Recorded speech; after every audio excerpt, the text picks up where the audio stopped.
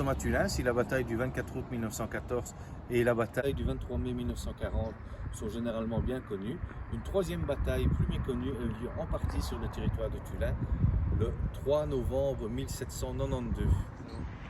Donc le 3 novembre, vers 11 h, les troupes françaises emmenées par la Légion belge pénètrent dans Tulin. Une partie de la Légion belge contourne Tulin par le champ de la Prévôté, pendant que les deux autres compagnies du bataillon rentrent dans Tulin et obligent les Autrichiens à battre en retraite vers le moulin de Boussou.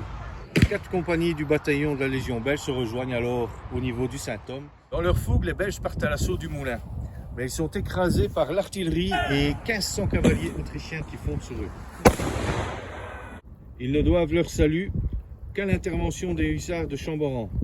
Le premier bataillon de la Légion belge laisse près de 200 cadavres sur le champ de bataille, dont celui de son chef, le commandant Boubers.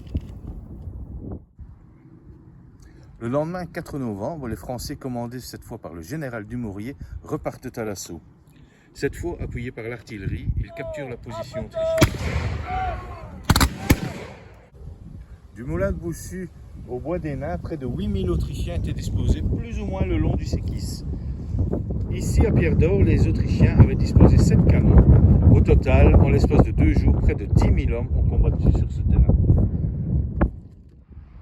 Voilà, c'est donc sur ce terrain qu'a eu lieu la méconnue bataille du moulin de Boussou, qui pourtant, 2 jours plus tard, engendrera la célèbre bataille de Jemappes.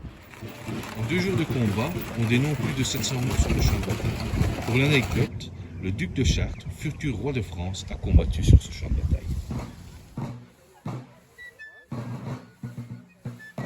Allez, à la Royaume!